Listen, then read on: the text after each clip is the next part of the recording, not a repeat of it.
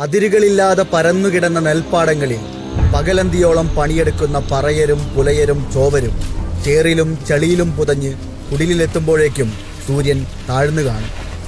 കൂലിനെല്ല് വറുത്തുകുത്തി അരിയാക്കി കഞ്ഞിവെച്ച് കുഞ്ഞുങ്ങളെ ഊട്ടുമ്പോഴേക്കും പാതിരാവ് പിന്നിടും.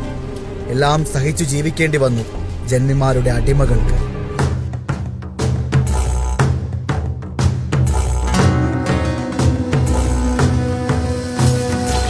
കൂലി ചോദിച്ചാൽ ആണിനെ മരത്തിൽ കെട്ടിത്തല്ലും, പെണ്ണിനെ ബലാത്സംഗം ചെയ്യും.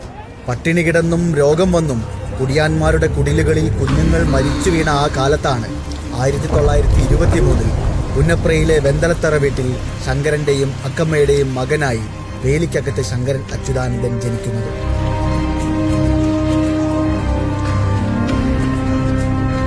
ജന്മിത്വ ക്രൂരതകളുടെ തിരുവിതാംകൂർ കഥകൾ കേട്ട് വളർന്ന അച്യുതാനന്ദൻ സകല അനീതികളോടും കലഹിച്ചും സമരം ചെയ്തും വളർന്നു. അടിയാളരുടെ ചോരയും വിയർപ്പുമുറ്റി കുതിർന്ന പാടശേഖരങ്ങളിൽ വൈകാതെ കമ്മ്യൂണിസ്റ്റ് സമരങ്ങളുടെ തീക്കാറ്റ് വീശി. പാടവരമ്പുകളിൽ ചെങ്കൊടിക്കമ്പുകൾ ആഴ്ന്നിറങ്ങി.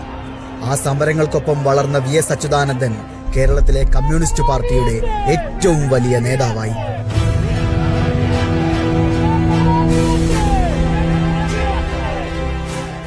ഇടത് ധൈഷണികരുടെ വടിവത്ത ഭാഷ VSന് വശമുണ്ടായിരുന്നില്ല.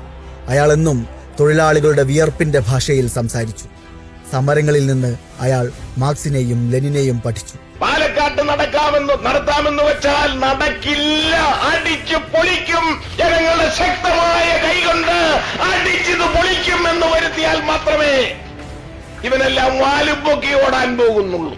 അരികുകളിലേക്ക് തള്ളപ്പെട്ട മനുഷ്യരുടെ അതിജീവനത്തിനായി ഏതെല്ലാം നാട്ടിൽ മുറവിളികൾ ഉയർന്നോ അവിടേക്കെല്ലാം VS ഓടിയെത്തി. അയാൾ ചെല്ലുന്നിടത്തെല്ലാം ആളുകൾ തടിച്ചുകൂടി. സമരങ്ങളിൽ നിന്ന് സമരങ്ങളിലേക്കുള്ള പ്രവാഹമായിരുന്നു ആ ജീവിതം.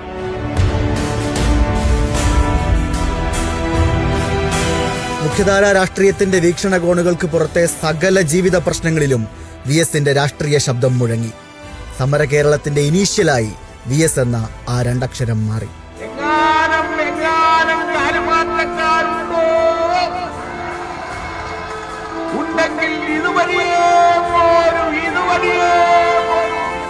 നീട്ടിയും കുറുക്കിയുമുള്ള VSന്റെ ചാട്ടുളി പ്രസംഗങ്ങൾ എതിരാളികളെ നിലംപരിശാക്കി. സരസവും ശൗര്യവും നിറഞ്ഞ താളാത്മകമായ VSന്റെ ശബ്ദം പതിറ്റാണ്ടുകളോളം കേരളത്തിന്റെ തെരുവുകളിൽ ദശലക്ഷങ്ങളെ ആവേശം കൊള്ളിച്ചു.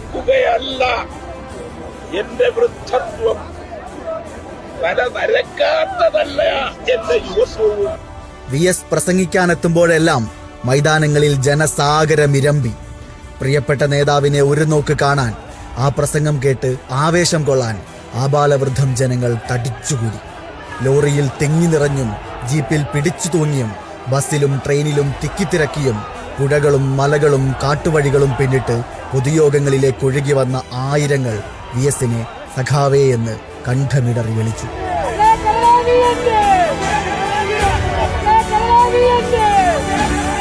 കണ്ണേ കരളേ VS എന്ന് നെഞ്ചിൽ തട്ടി വിളിച്ചവർക്ക് മുന്നിൽ കമ്മ്യൂണിസ്റ്റ് കേരളത്തിന്റെ കണ്ണും കരളുമായി അയാൾ പ്രതിജ്ഞാബദ്ധം നിലകൊണ്ടു. ആശയറ്റ മനുഷ്യരുടെ പ്രത്യാശയായിരുന്നു VS. സ്വാതന്ത്ര്യപൂർവ്വ ഇന്ത്യയിലെ ജന്മിത്വ കാലം മുതൽ ഹിന്ദുത്വാധികാര കാലം വരെ രാജ്യം പിന്നിട്ട ഓരോ രാഷ്ട്രീയ പതിറ്റാണ്ടുകളിലും ജനകീയ പ്രതിരോധങ്ങളുടെ പോർമുഖങ്ങളിൽ അയാൾ ജ്വലിച്ചു നിന്നു. അപ്പൊ പശുവിന്റെ ഇണയായിട്ടുള്ള കാളയോ